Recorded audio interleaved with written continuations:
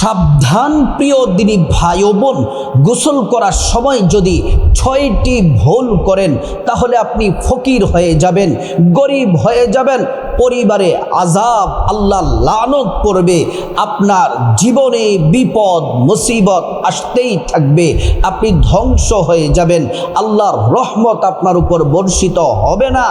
এই 6টি ভুল যদি আপনি গোসলের সময় যদি করেন, প্রিয় দিনী ভাই ও বোন, আল্লাহ রাব্বুল আলামিন প্রত্যেকটা বিধানের কথা কোরআন শরীফের মধ্যে আল্লাহ তাআলা সুন্দর করে বলেছেন। আল্লাহ রাব্বুল আলামিন কোরআন শরীফের মধ্যে বলেন, ইন্নাল্লাহা ইউহিব্বুত তাওয়াবিনা ওয়া ইউহিব্বুল মুতাতাহহিরিন। আল্লাহ তাআলা বললেন, ও দুনিয়ার আমার বান্দারা শোনো, আমি আল্লাহ পাক 2 শ্রেণীর মানুষকে ভালোবাসি। 1 নাম্বার হলো যারা তওবা করে, 2 নাম্বার হচ্ছে যারা পবিত্রতা অর্জন করে। পবিত্রতা অর্জনের মাধ্যম হলো আপনি গোসলের মাধ্যমে পবিত্র হতে পারবেন, অজুর মাধ্যমে পবিত্র হতে পারবেন, তায়াম্মুমের মাধ্যমে পবিত্র হতে পারবেন। কিন্তু যদি আপনি এখানে একটি বিষয়ে খেয়াল রাখতে হবে, স্বামী স্ত্রী যদি মেলামেশা করেন তাহলে আপনাকে ফরজ গোসলের মাধ্যমে পবিত্র হওয়া লাগবে। মহিলা মা বোনেরা, তাদের যেই প্রত্যেক মাসে হায়েজ হয়, পিরিয়ড হয়, এই পিরিয়ড থেকে পবিত্র হতে হলে তাদেরকে ফরজ গোসল করতে হবে। এই পবিত্র হওয়ার জন্য গোসল করা লাগবে। আর যদি এমনি শারীরিকভাবে পবিত্র আছেন, আপনি প্রস্রাব করেছেন, বায়ু ছেড়েছেন, অথবা আপনি বাথরুম করেছেন, তাহলে আপনাকে অজুর মাধ্যমে পবিত্র হওয়া লাগবে। যদি পানি না থাকে, আল্লাহ তাআলা তায়াম্মুমের বিধান দিয়ে দিয়েছেন। এজন্য পবিত্র যারা, তারা হলো জান্নাতি বান্দা। পবিত্র নারী পুরুষ যারা, তারা হচ্ছে জান্নাতি। পবিত্র পুরুষ যারা, তারা হচ্ছে জান্নাতি। যখনই আমরা অপবিত্র হই, যখনই আমরা বাথরুমে যাই, আমাদের হাজতগুলো আমরা পূরণ করি, অর্থাৎ বাথরুম টয়লেট করি, প্রস্রাব করি, আমরা তার সাথে সাথে ক্লিয়ার হওয়ার পর আমরা বাথরুম শেষ করার সাথে সাথে আমরা অজু করে নিতে হবে। প্রিয় নবী সাল্লাল্লাহু আলাইহি ওয়াসাল্লাম বললেন, জান্নাতি মানুষদের একটা গুণ হলো যখন তারা অপবিত্র হয় তখন তারা সাথে সাথে অজু করে নেয়। প্রিয় মা বোনেরা আমার, ভালো করে কথাগুলো শুনুন। আর যদি এইভাবে সর্বক্ষণ যদি আপনি অজু করতে না পারেন, তাহলে আপনি নামাজের আগে আপনাকে সুন্দর করে পবিত্র হওয়া লাগবে। রাতের বেলা স্বামী স্ত্রী একসাথে হয়েছেন, মেলামেশা করেছেন, তাড়াতাড়ি গোসল করে আপনাকে পবিত্র হয়ে নিতে হবে। আপনি যদি গোসলের সময় যদি ফরজগুলা যদি আদায় না করেন, আপনি সারা দিন গোসল করতে পারবেন, সারা দিন পানিতে ডুবাতে পারবেন, কিন্তু আপনি পবিত্র হবেন না। এজন্য পবিত্রতা একটা গুরুত্বপূর্ণ বিষয়। আল্লাহ রাব্বুল আলামিন কোরআনুল কারীমের মধ্যে বড় চমৎকার করে আল্লাহ পাক বলেন, মা আতাকুমুর রাসূলু ফাখুযুহু ওয়া মা নাহাকুম আনহু ফান্তাহু। আল্লাহ রাব্বুল আলামিন বললেন, ও দুনিয়ার মানুষ শুনে নাও, মা আতাকুমুর রাসূলু ফাখুযুহু ওয়া মা নাহাকুম আনহু ফান্তাহু। আল্লাহ তাআলা যে বিধানগুলা পালন করার জন্য নির্দেশ দিয়েছেন আমাদেরকে, সেগুলা পালন করতে হবে। আর যেগুলাকে বর্জন করার নির্দেশ দিয়েছেন, অবশ্যই আমরা সেগুলা বর্জন করতে হবে। আল্লাহ তাআলা কোরআন শরীফের মধ্যে সরাসরি বললেন, বান্দারে শোনো, ইয়া আইয়ুহাল্লাযীনা আমানু ইযা কুমতুম ইলাস সালাতি ফাগসিলু, ও ঈমানদারেরা, তোমরা নামাজে দাঁড়ানোর আগে তোমরা সুন্দর করে পবিত্র হয়ে নাও, ওযু করে নাও, গোসল করে নাও। প্রিয় মা বোনেরা আমার, এজন্য গোসলেরও ফরজ আছে, অজুরও ফরজ আছে, তায়াম্মুমেরও ফরজ আছে।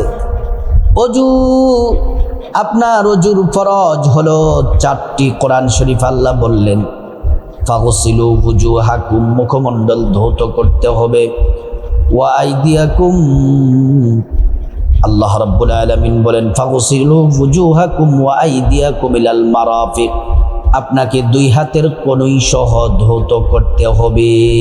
ওয়ামসাহু বিরুউসিকুম, মাথা মাসহ করতে হবে।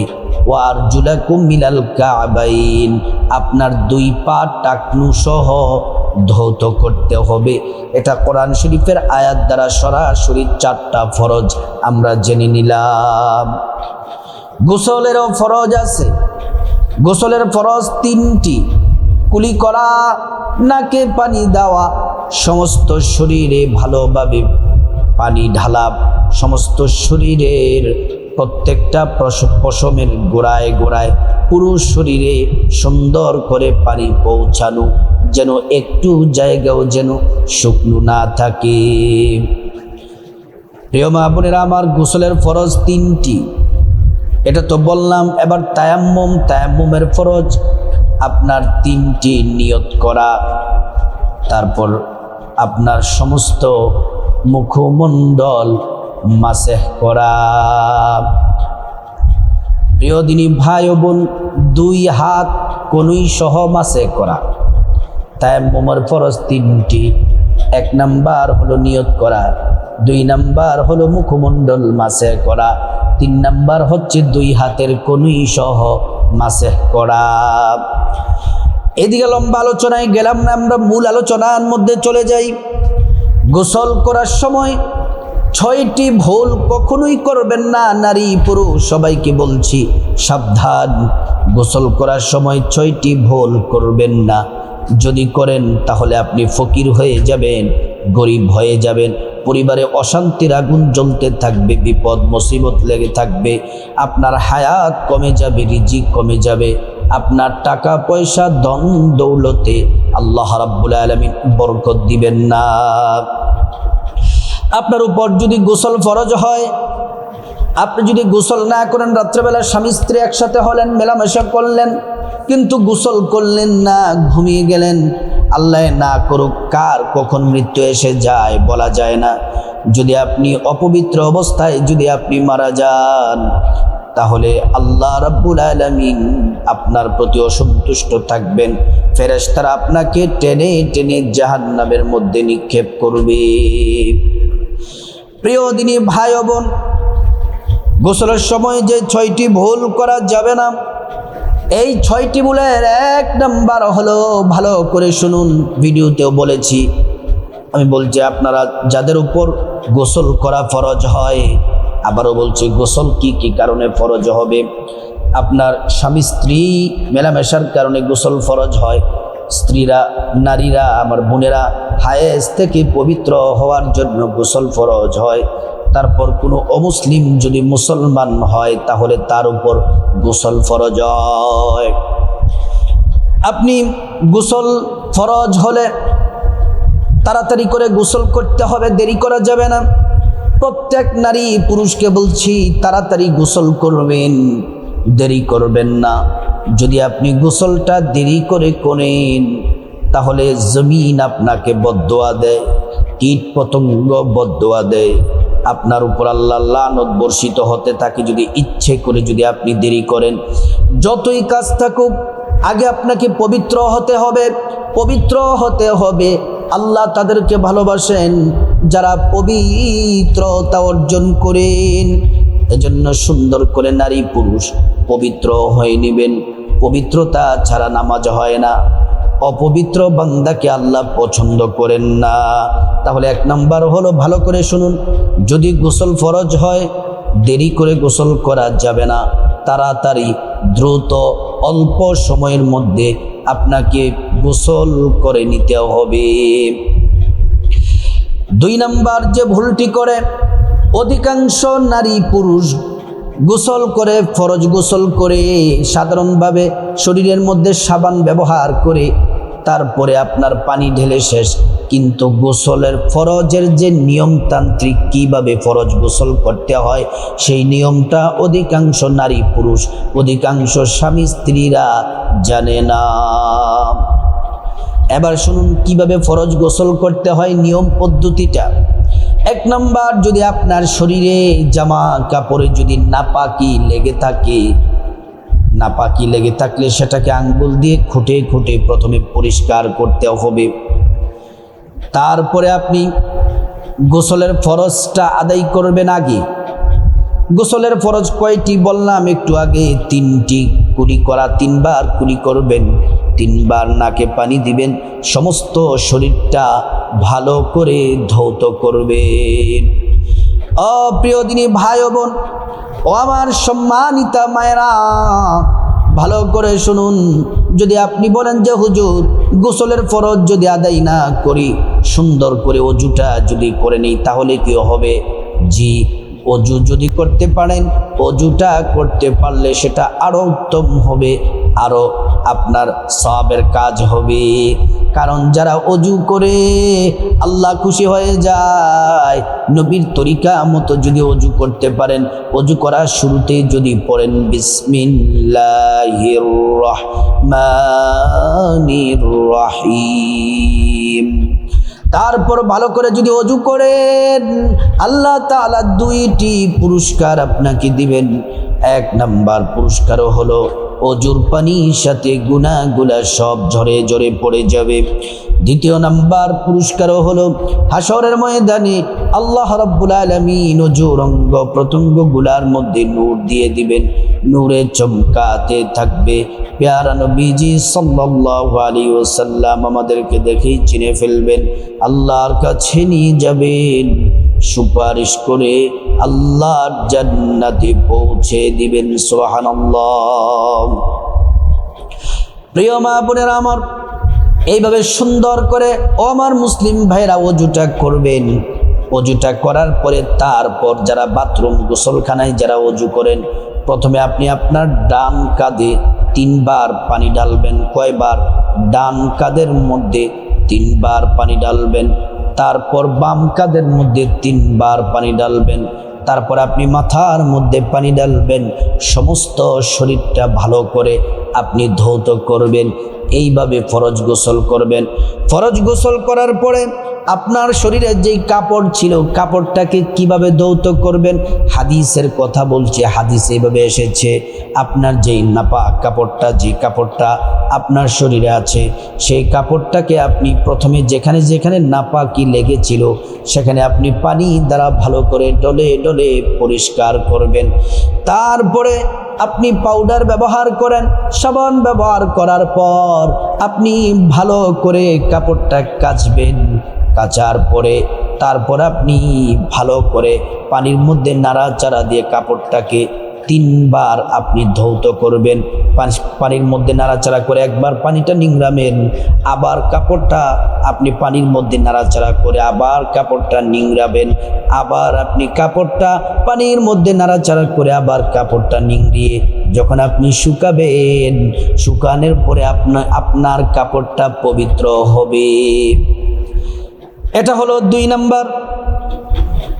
3 নাম্বার হলো যারা গোসলখানার মধ্যে যে সকল নারী পুরুষ উলঙ্গ হয়ে গোসল করেন, আপনারা ফকির হয়ে যাবেন, গরিব হয়ে যাবে। আল্লাহর রহমতের ফেরেশতারা এটাও পছন্দ করেন, আল্লাহও পছন্দ করেন। এর জন্য আপনাকে গুনাহগার হতে হবে। শুধুমাত্র এ কাজ করলে আল্লাহ নারাজ, এ কাজ করলে ফেরেশতারা নারাজ, নবীজি এ কাজ করতে নিষেধ করেছেন। কিন্তু ইবলিস শয়তান এই কাজটাকে খুব পছন্দ করে। শয়তান কি করে? আপনি যখন উলঙ্গ হয়ে গোসল করেন তখন আপনি উলঙ্গ হয়ে গোসল করলে আপনার যে লজ্জাস্থান আছে সেটা ধরে শয়তান খেলাধুলা করে, আর শয়তান যে জায়গায় স্পর্শ করে আর আপনার যে লজ্জাস্থান নিয়ে খেলাধুলা করে, এতে আপনার জন্য ক্ষতি ছাড়া, আপনার জন্য বিপদ ছাড়া আর কোনো রাস্তা নাই। আপনি ক্ষতির মধ্যে পড়বেন, বিপদে পড়বেন, অসহায় হয়ে যাবেন। আল্লাহর রহমতের ফেরেশতা আসবে না। বিপদ মুসিবত আপনার জীবনে, বিপদ আসতেই থাকবে, মুসিবত আসতেই থাকবে, কঠিন ঝামেলার মধ্যে পড়ে যাবেন, আপনি ফকির হয়ে যাবেন। এজন্য মা বোনেরা, মুসলিম ভাইয়েরা, আপনাদেরকে বলবো উলঙ্গ অবস্থায় গোসল করবেন না। প্রিয় দিনী ভাই ও বোন, 4 নম্বর হলো গোসলের জায়গায় প্রস্রাব করবেন না। এটা বড় নিকৃষ্ট কাজ। মানুষ যে পানিতে গোসল করে, যেই পুকুরে গোসল করে, সেই পুকুরে প্রস্রাব করা যাবে না। গোসল করতে নেমে পুকুরে প্রস্রাব করা যাবে না। অপ্রিয় মা বোনেরা আমার, অমুসলিম ভাইয়েরা আমার, বাথরুমে যেই জায়গায় গোসল করা হয় আপনার সন্তানদেরকে বলবেন সে জায়গায় যেন প্রস্রাব যেন না করা হয়। যদি আপনি প্রস্রাব করেন তাহলে আপনাকে 80টা ক্ষতির সম্মুখীন হতে হবে। নাউজুবিল্লাহ, নাউজুবিল্লাহ। এই জায়গায় আপনি প্রস্রাব করলেন, একজন মানুষ অজুও করতে পারে আপনার প্রস্রাবের কারণে। সে যদি অজু করে, অজুর পানির ফোঁটা পরে যদি তার শরীরটা নাপাক হয়ে যায়, সে তো জানে না, কিন্তু আপনার এই অপকর্মের কারণে, নিকৃষ্ট ঘৃণিত কাজের কারণে তার নামাজটা বাতিল হয়ে গেল। এর জন্য আপনি হবেন দায়ী। এজন্য সাবধান। গোসল করার সময় বাথরুমে হোক, পুকুরে হোক, গোসলখানায় আপনার গোসলের জায়গায় প্রস্রাব করা যাবে না, প্রস্রাব করা যাবে না। আপনি এত নিকৃষ্ট কাজটা কিভাবে করেন? আপনি আল্লাহর কাছে তওবা করুন, নতুবা আপনার জীবনে বিপদ আসবে। এই কারণেও আল্লাহ আপনাকে আযাবে গ্রেফতার করতে পারেন। প্রিয় মা বোনেরা ও মুসলিম ভাইরা, 5 নাম্বার গোসলের সময় যে ভুলটি করা যাবে না, এটি অত্যন্ত গুরুত্বপূর্ণ একটি ইস্যু, অত্যন্ত গুরুত্বপূর্ণ বিষয়। এই 5 নাম্বার বিষয়টা হলো নারী পুরুষ এটা সকলের জন্য প্রযোজ্য। আপনার যেই বগলের নিচের যেই লোম, তারপর নাভির নিচে যেই লোম বা পশম যেটাই বলেন, আপনাকে এই পশম এবং লোম এগুলো আপনাকে পরিষ্কার রাখতে হবে। প্রিয় নবী সাল্লাল্লাহু আলাইহি ওয়াসাল্লাম বললেন, উম্মত তোমরা এই বগলের নিচের লোম, নাভির নিচের লোম, পশমগুলা প্রতি সপ্তাহে একবার তোমরা পরিষ্কার করো, অথবা 2 সপ্তাহে একবার পরিষ্কার করো, অথবা 3 সপ্তাহে একবার পরিষ্কার করো। যদি তোমরা 3 সপ্তাহেও যদি না পারো, সর্বশেষ সময়সীমা হলো 40 দিন। এই 40 দিনের ভিতরে তোমরা তোমাদের পশমগুলা পরিষ্কার করো। যদি আপনার 40 দিন অতিক্রম হয়ে যায় আর যদি আপনি পশম যদি না কাটেন, নাভির নিচের লোম, বগলের নিচের পশম যদি না কাটেন, আপনার নামাজ হবে না, আপনার ইবাদত হবে না। সংসারে বিপদ আসবে, মুসিবত আসবে, সংসারে আসবে আযাব, আল্লাহর ভয়ঙ্কর, আল্লাহর পক্ষ থেকে আযাব। টাকা পয়সায় বরকত হবে না, বিপদ, অসুস্থতা, মুসিবত লেগেই থাকবে। আপনি ফকির হয়ে যাবেন, আপনি গরিব হয়ে যাবেন। এজন্য শরীরের পশম আপনাকে পরিষ্কার রাখতে হবে। 6 নাম্বার হলো, ও প্রিয় দিনী ভাই ও বোন ও সম্মানিতা মায়েরা, আমার বোনেরা ও মুসলিম ভাইয়েরা, গোসল করার সময় অতিরিক্ত পানি অপচয় করা যাবে না। আপনি গোসল করতেছেন, পানি ঢালতেছেন, 1 জনের, 2 জনের, 3 জনের পানি আপনি অপচয় করলেন। যে পানিটা আপনি খরচ করলেন 2 জন গোসল করতে পারবে, 3 জন গোসল করতে পারবে। এজন্য আপনি আল্লাহর নিয়ামতের কদর করলেন না। আল্লাহ কোরআনে বলছেন, ওয়ালাইন কাফারতুম ইন্না আযাবি লাশাদীদ। যারা আমার নিয়ামতের অস্বীকার করবে তাদের থেকে আমি নিয়ামত ছিনিয়ে নেব। আল্লাহ তাআলা কোরআন শরীফের আরেক জায়গায় বলেন, ওয়াকুলু ওয়াশরাবু ওয়ালা তুসরিফু। দুনিয়ার মানুষ, খবরদার তোমরা অপচয় করো না, অপব্যয় করো না। অপচয়কারীকে আল্লাহ পছন্দ করেন না, কিন্তু শয়তান তাদেরকে ভালোবাসেন। এজন্য গোসল করার সময় বেশি পানি অপচয় করা যাবে না। এই 6টি ভুল, এই 6টি কাজ গোসল করার সময় ও মা বোনেরা, ও মুসলিম ভাইয়েরা, এই 6টি কাজ করা থেকে বিরত থাকুন। আল্লাহ রাব্বুল আলামিন আমাদের সবাইকে সুন্দরভাবে সঠিক নিয়মে গোসল করার আল্লাহ পাক তৌফিক দান করুন।